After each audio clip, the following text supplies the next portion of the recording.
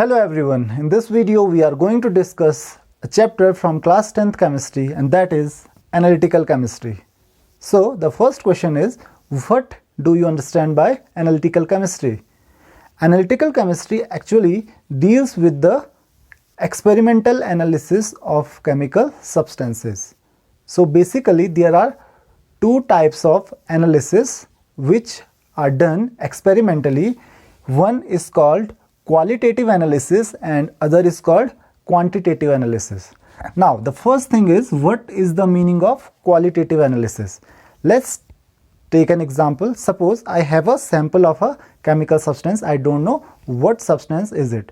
So if I have to find what element is present in that substance, what cation is present in that substance, or which kind of anion is present in that substance, that is called qualitative analysis. Qualitative means it deals with the quality of the substance, means which cation or which anion or which radical is present in that substance can be find out by qualitative analysis. So if I have to find whether calcium ion is present or not, whether permanganate ion is present or not, whether potassium ion is present or not, we can do it by qualitative analysis. Now the next is quantitative analysis. So what is the meaning of quantitative analysis? As it suggests quantitative, it suggests the quantity.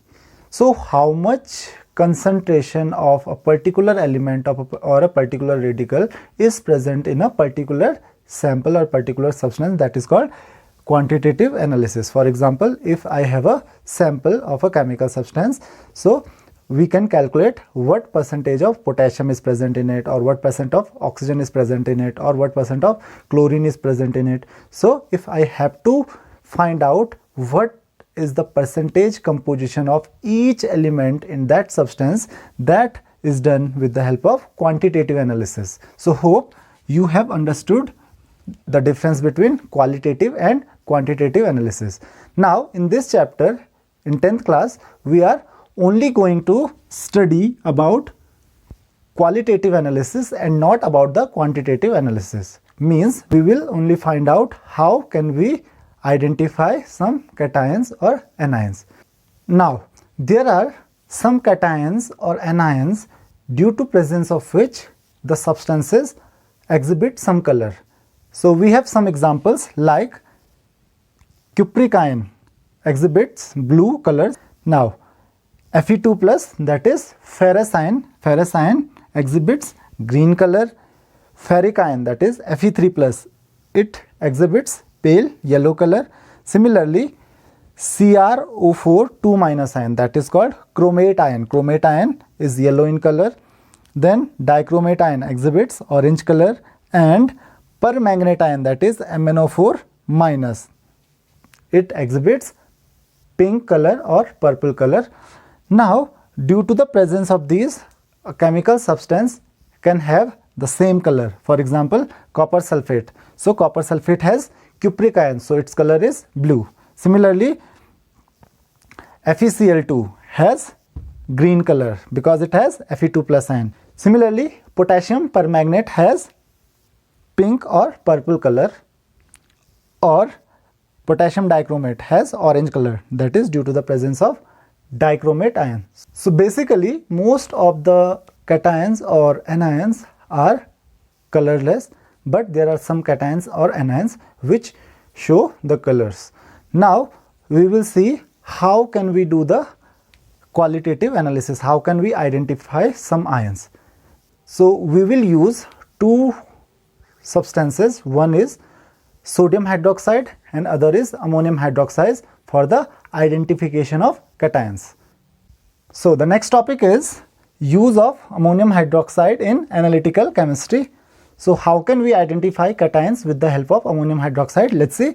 If we want to identify calcium ion, so if there is a salt of calcium like calcium chloride or calcium nitrate, so calcium chloride will react with ammonium hydroxide and it will form a dull white precipitate, that is calcium hydroxide. So if this dull white precipitate is formed, it means calcium ion is present in it along with a salt of ammonium, that is ammonium chloride. Similarly, how can we identify ferrous ion? take a ferrous salt like ferrous sulfate, ferrous chloride. So FeSO4, that is ferrous sulfate, with ammonium hydroxide, it will form ferrous hydroxide, that is FeOH whole twice. Now the color of this FeOH whole twice is dirty green. So it forms a dirty green precipitate. So if you will obtain a dirty green precipitate, it means there is presence of ferrous ion. Now for ferric ion, so if we take any ferric salt like ferric chloride with ammonium hydroxide, it will form ferric hydroxide, and the color of ferric hydroxide is reddish brown. So it will form a reddish brown precipitate. Now all of these precipitates are insoluble in excess of ammonium hydroxide. Means if you will pass more ammonium hydroxide in these precipitate, there will be no effect. Now the next is lead ion. So for any lead salt like lead nitrate, ammonium hydroxide will react with it and it will form lead hydroxide, that is PbOH whole twice, and the color of this lead hydroxide is chalky white. So it will form a chalky white precipitate. So if chalky white precipitate is formed, then there is lead ion. Now this chalky white precipitate is also insoluble in excess of ammonium hydroxide. The next is Zn2+ ion, that is zinc ion. So any zinc salt like zinc sulfate will react with ammonium hydroxide and it will form ZnOH whole twice, that is zinc hydroxide, which is a gelatinous white precipitate. So if any gelatinous white precipitate is formed, it means it has zinc ion in it. Now the different thing about this white precipitate is it is soluble in excess of ammonium hydroxide. Means if you will pass more ammonium hydroxide through this precipitate will get dissolved. How?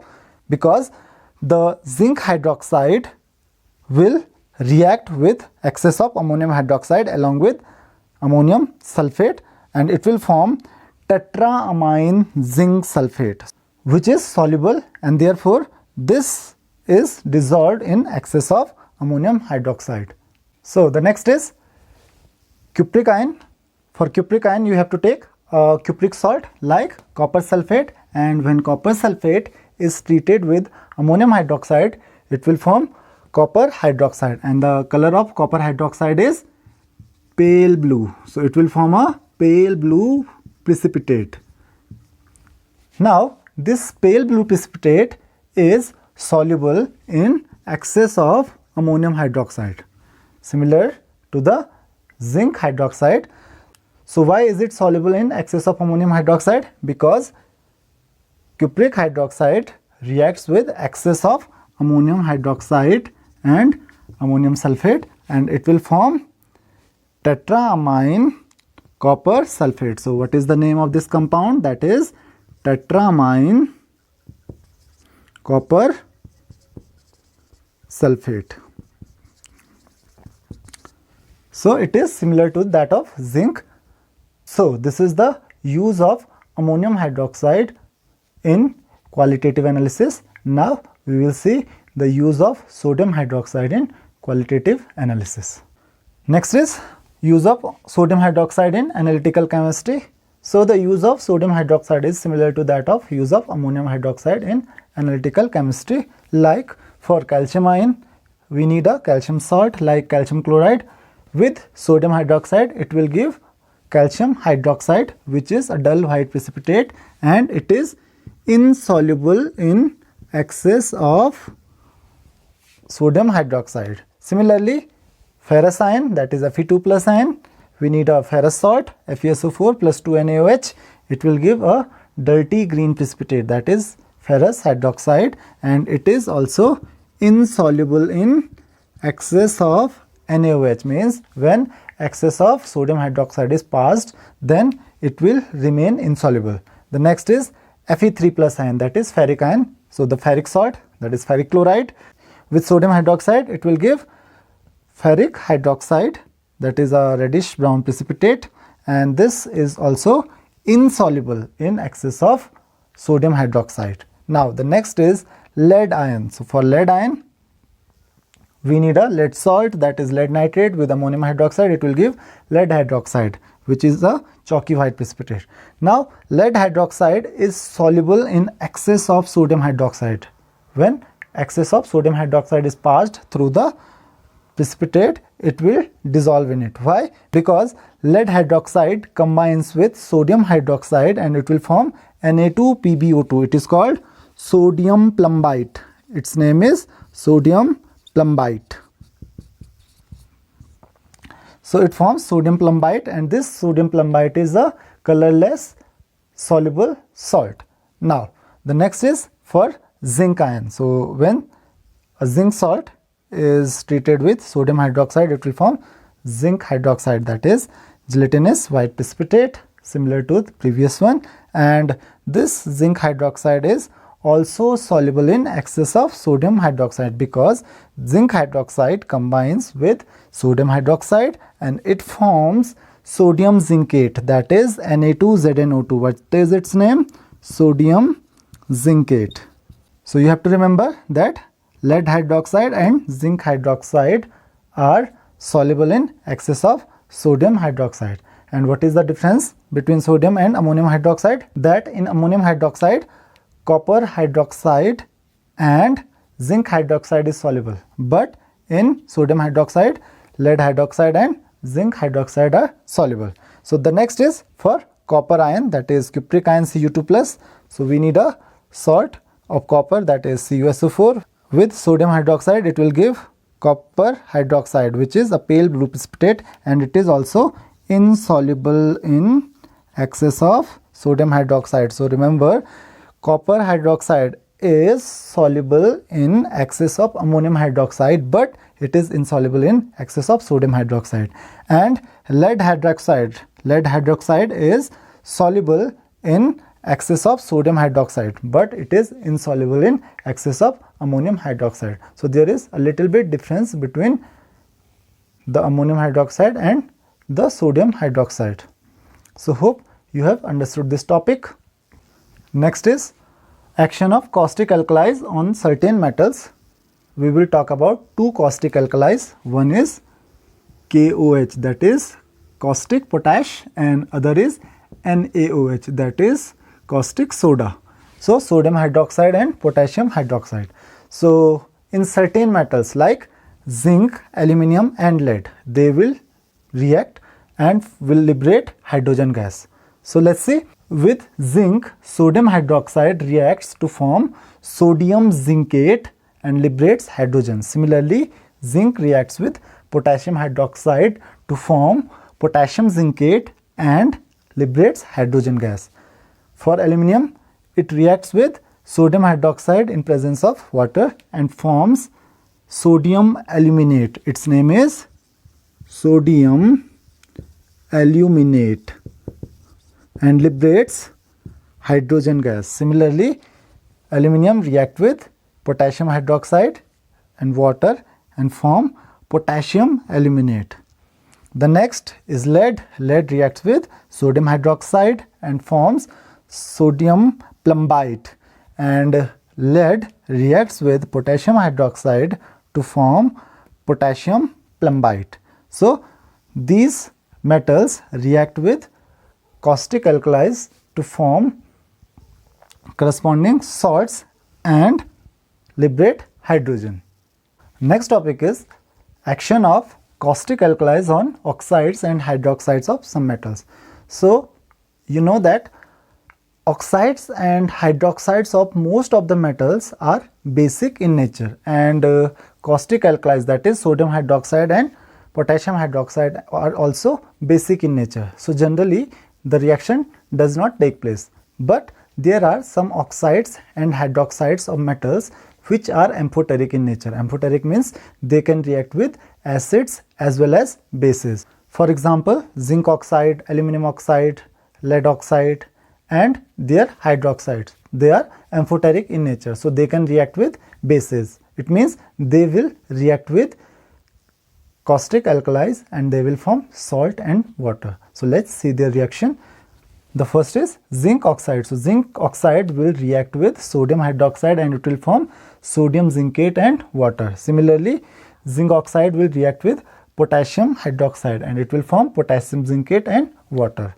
Now aluminium hydroxide reacts with sodium hydroxide and forms sodium aluminate and water. Aluminum hydroxide reacts with potassium hydroxide and it will form potassium aluminate and water. Similarly, lead oxide. So these are amphoteric oxide. Lead oxide reacts with sodium hydroxide and it will form sodium plumbite. Lead oxide reacts with potassium hydroxide and it will form potassium plumbite. So these are the examples of some amphoteric oxides. Now there are some amphoteric hydroxides. Zinc hydroxide, so it will react with sodium hydroxide and it will form sodium zincate and water. Zinc hydroxide on reaction with potassium hydroxide, it will give potassium zincate and water. Aluminum hydroxide on reaction with sodium hydroxide will give sodium aluminate and water. Aluminum hydroxide on reaction with potassium hydroxide will give potassium aluminate and water. The next is lead hydroxide. Lead hydroxide is also an amphoteric hydroxide of metal. So it will react with sodium hydroxide and it will give sodium plumbite. Next is lead hydroxide. It will react with potassium hydroxide and it will form potassium plumbite and water. So you can see these are the examples of a few amphoteric oxides and hydroxides of metals, and they will react with sodium hydroxide and potassium hydroxide to form salt and water. So hope you have understood this chapter. If you have any queries in this chapter, please ask me the questions in the comments. Thank you very much.